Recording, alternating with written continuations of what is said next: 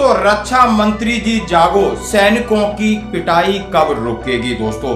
और कौन लगा रहा है गुहार, सेना चुप, रक्षा मंत्री चुप, तो सरकार क्यों बोलेगी? सैनिकों ने कहा रक्षा मंत्री जी इस्तीफा दे दीजिए।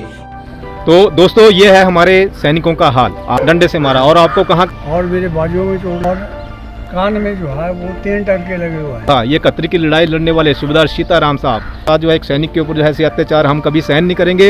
इन सारी बातों को लेकर ये जो वीडियो है, एक नया इंसिडेंट जो कि हिमाचल प्रदेश में हुआ है। सूबेदार सीताराम जिनकी 80 साल उम्र है, आप देख सकते हो उनके कपड़े फाड़े और पिटाई की। क्या ये पुलिस और समाज सेना को किस नजर से देख रहा है? क्या सैनिकों की कोई अहमियत नहीं रह गई है? क्या सैनिक समाज का हिस्सा नहीं है? हाँ जी दोस्तों, बड़ा सवाल है, बड़ी बात है। एक बड़ा सवाल इस तरीके कि जयपुर का इंसिडेंट हुआ हो, एक कमांडो के साथ मारपीट और गाली गलौज करके छोड़ दिया गया। कोई पेशेंस कुछ है? कोई जनता की सेवा मन में है या दादागिरी है?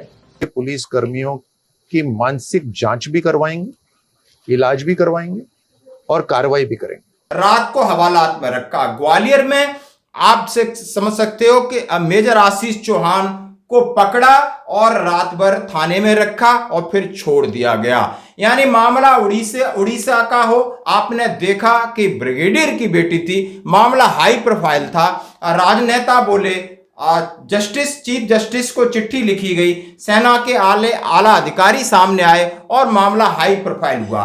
जबकि वो ब्रिगेडियर की बेटी थी, भले वो ड्रंक किया हो, बहुत सारा पुलिस ने भी अपने बारे में पक्ष रखा, मामला वो भी खत्म हो गया। मामला है दिल्ली के भगवती गार्डन का, जहां पर सुरेंद्र पहलवान जी जाकर के उनको सांत्वना दे रहे हैं और अपना वीडियो बना करके राजनाथ सिंह जी से इस्तीफे की मांग कर रहे हैं। 2 पुलिस वाले और उन्होंने तबीयत के साथ एक सूबेदार मेजर की पिटाई की है पूरी रात भर। इनको सूबेदार मेजर को गिरफ्तार करने का ही राइट नहीं है, लेकिन उसके बावजूद भी पुलिस ने इनकी एक नहीं सुनी, इनकी पिटाई की, इनकी दोनों बेटियों के साथ बदतमीजी की है। मैं मोहन गार्डन के एसएचओ साहब अंतिल साहब से यह जानना चाहता हूं, रात को 10 बजे किसने हक दिया पुलिस को एक लड़की को थाने में ले जाने के लिए, जबकि डीएम के ऑर्डर होने चाहिए लिखित में, तब आप एक महिला को थाने में ले जा सकते हो रात के समय।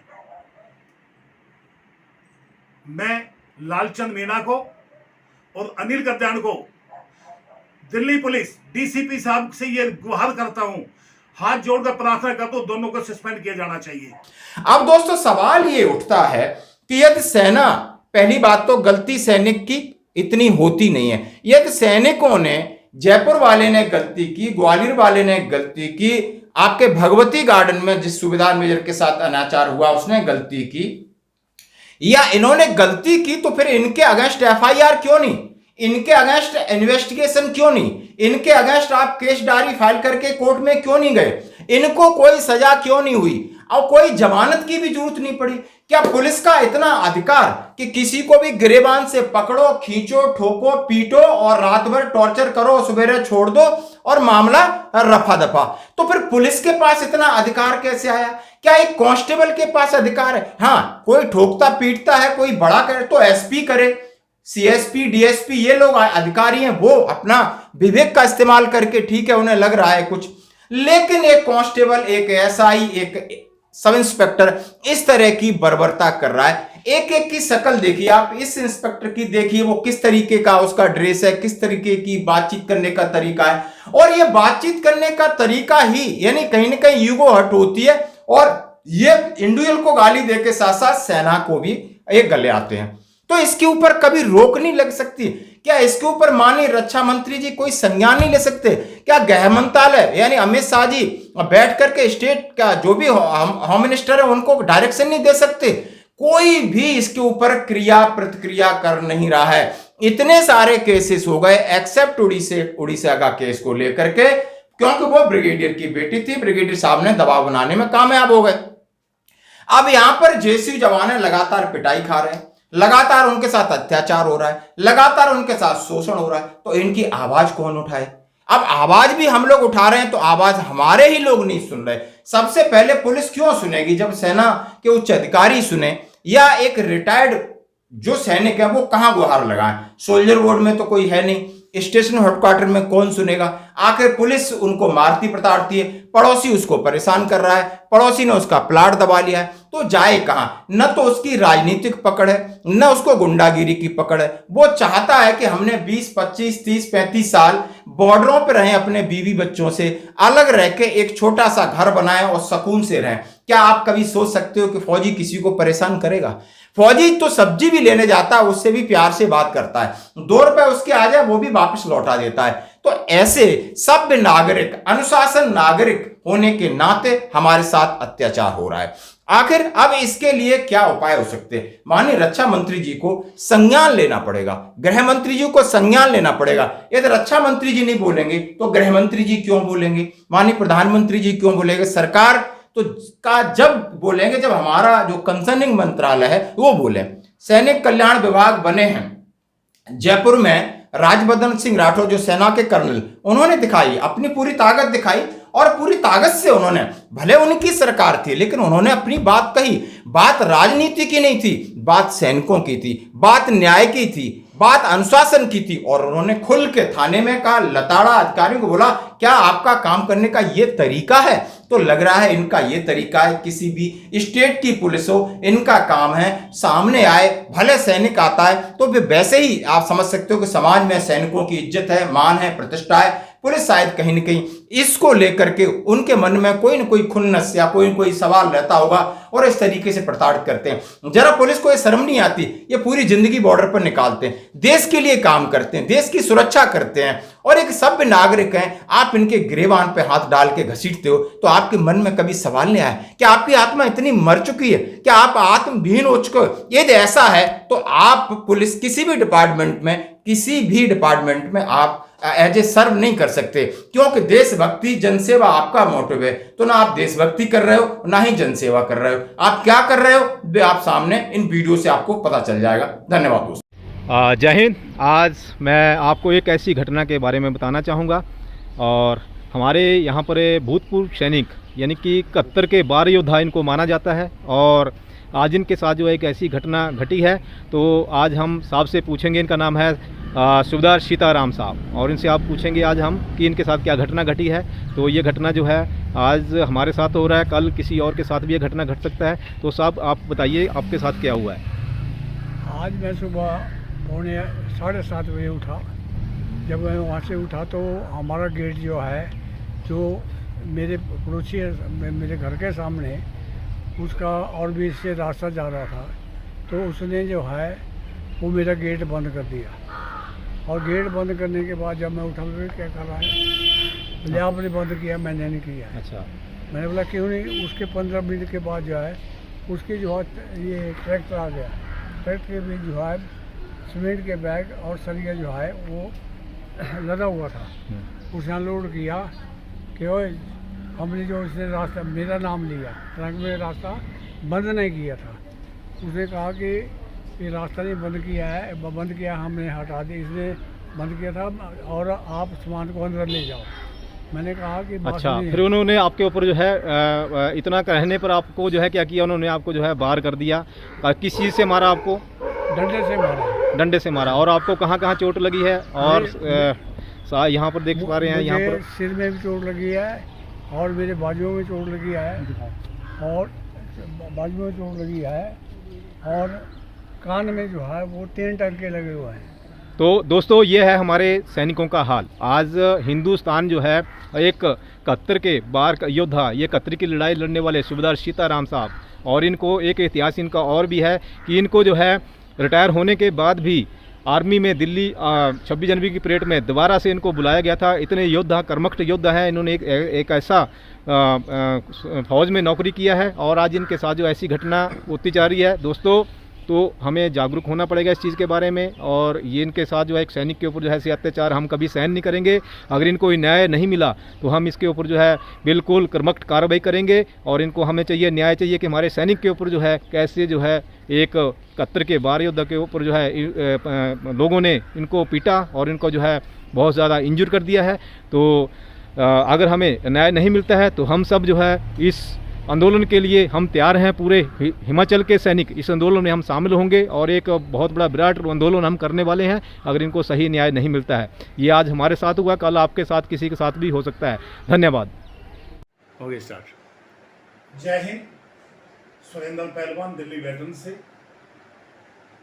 बड़े ही अफसोस की बात है, जिस प्रकार की हमारे सूचना मिल रही हैं देश की जगह जगह से फौजियों के साथ हो रहे दुर्व्यवहार, अत्याचार, वो भी पुलिस द्वारा, बड़े अफसोस की बात है। इसकी भत्सना जितनी की जाए कठोर से कठोर शब्दों में उतनी ही कम होगी। एक सैनिक देश के लिए अपना जीवन न्यौछावर करता है और उसके रिटायरमेंट के बाद समाज में भी कुछ ना कुछ अपना योगदान देता है, समाज को अच्छा बनाने के लिए, समाज में अच्छा करने के लिए। लेकिन उनके साथ जिस प्रकार का दुर्व्यवहार राज्य पुलिस कर रही है, बड़े शर्मनाक घटना है।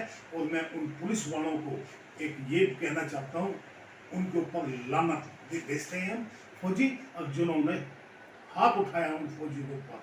सबसे पहले हमारे पास अभी घटना जो आई थी वो जयपुर के केस की थी। फिर अभी हमारा एक कैप्टन और एक कर्नल या ब्रिगेडियर की लड़की उड़ीसा से रिपोर्ट आई हमारे पास। एक और हमारी पलवल से एक खबर आई थी।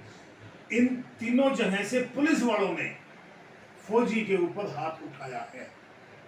उड़ीसा का तो कहना ही क्या, थाने के अंदर पहुंचने के बाद भी हमारी उस बेटी के साथ जितना पुलिस वालों ने दुर्व्यवहार किया, वो बड़े ही शर्म की बात थी पुलिस वालों के लिए।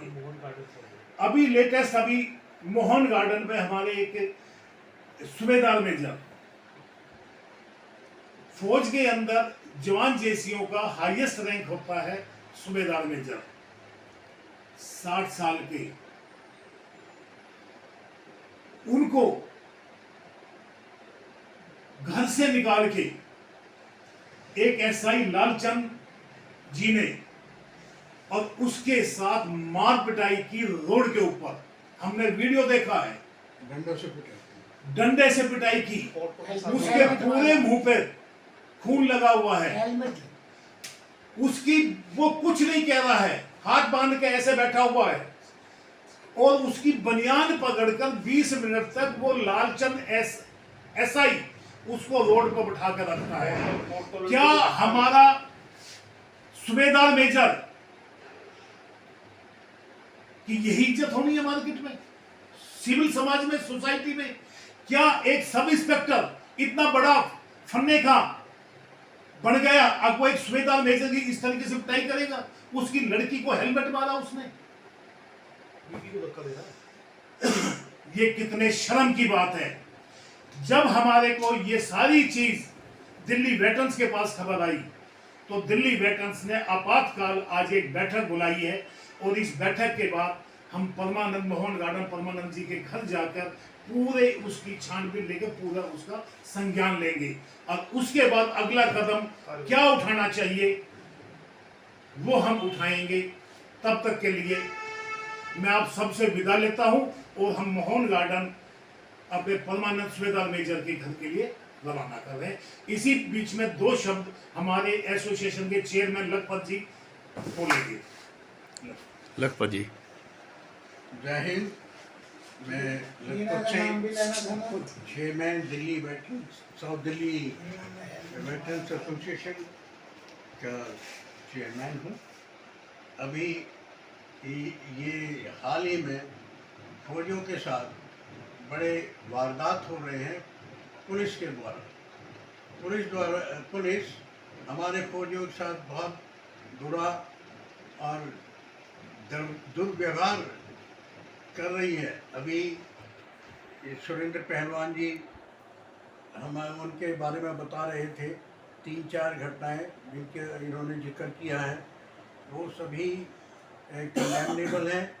मैं उनका कंडेम करता हूं और मैं सभी फौजी भाइयों से अपील करता हूं कि वो एक साथ होकर इन सभी जितनी घटनाएं हों उनको लेकर प्रदर्शन करें। पुलिस के द्वारा जो जितने भी अत्याचार हमारे फौजियों के साथ किए जा रहे हैं ये बिल्कुल दुखद ही नहीं और एक बहुत भयावह हैं, जिससे कि हमारे फौजी डरे हुए हैं, क्योंकि ये जो पुलिस है ये जानबूझकर हमारे फौजियों के साथ अत्याचार कर रही है।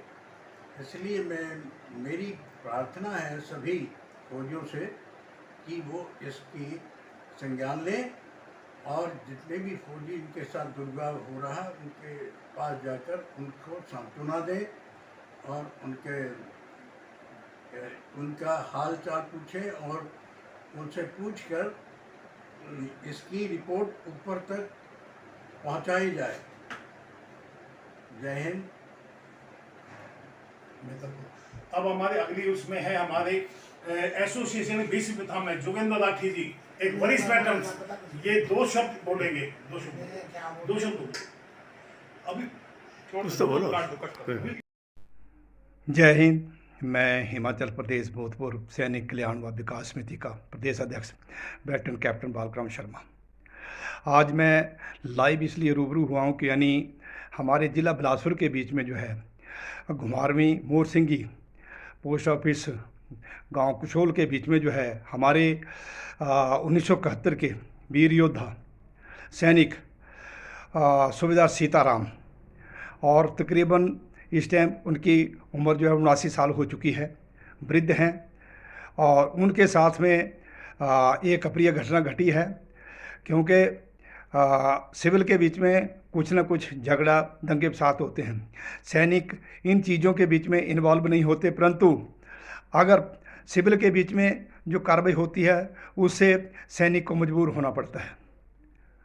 और उन्होंने अपनी बात रखते हुए वहाँ पे उनके पड़ोसियों ने उनके ऊपर जो है जानलेवा हमला कर दिया।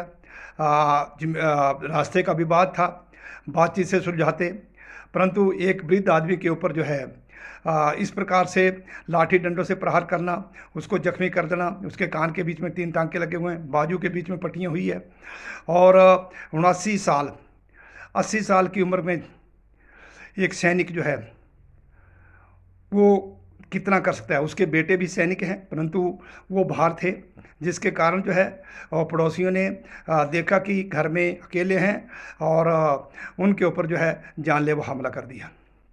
बड़े दुख और विडंबना की बात है कि यानी जो है पहले तो झगड़ा किसी से ऐसा करना नहीं चाहिए।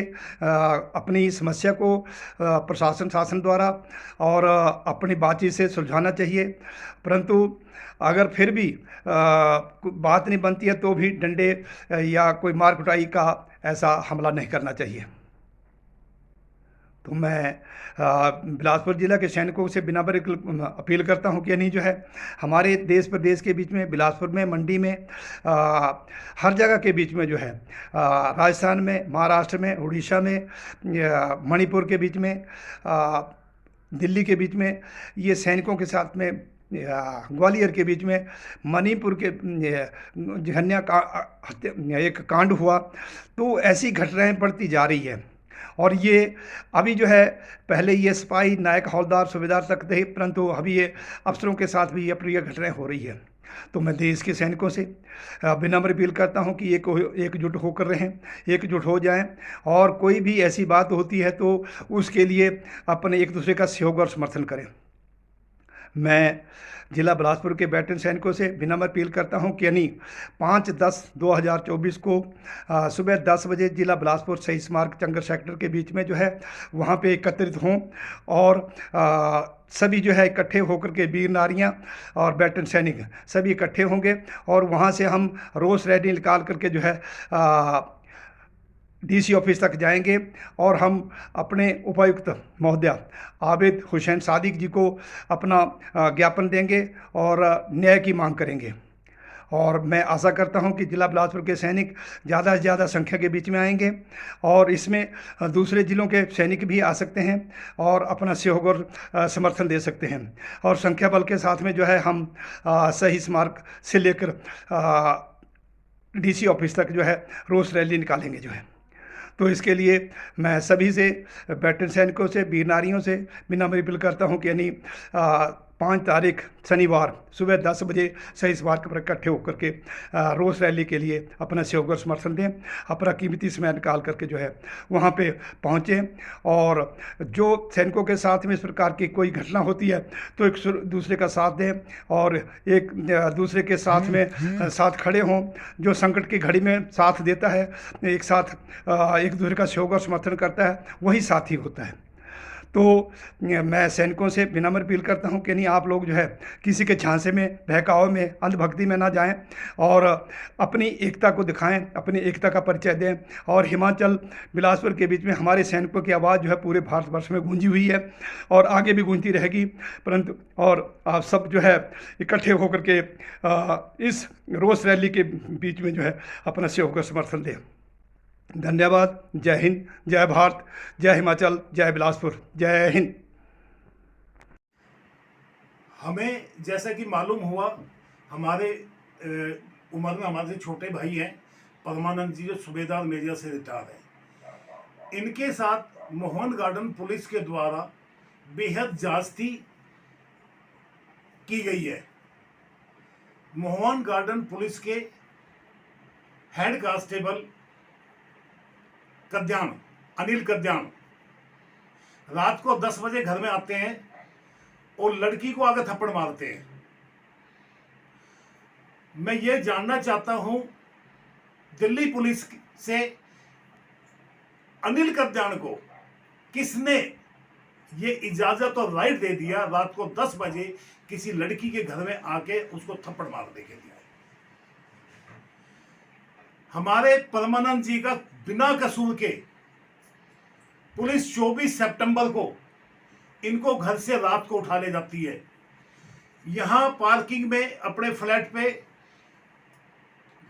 सब इंस्पेक्टर लालचंद मीणा ने इनके सिर में हेलमेट मारा, जो आंख पर लगी है, ग्रीवियस चोट है। उसके बाद इनको थाने में ले जाती है। थाने में 2 पुलिस वाले और शामिल हो जाते हैं इनको पिटाई करने के लिए। लालचंद मीणा ने और अनिल कद्याण ने और 2 पुलिस वाले औरों ने, उन्होंने तबीयत के साथ एक सूबेदार मेजर की पिटाई की है पूरी रात भर।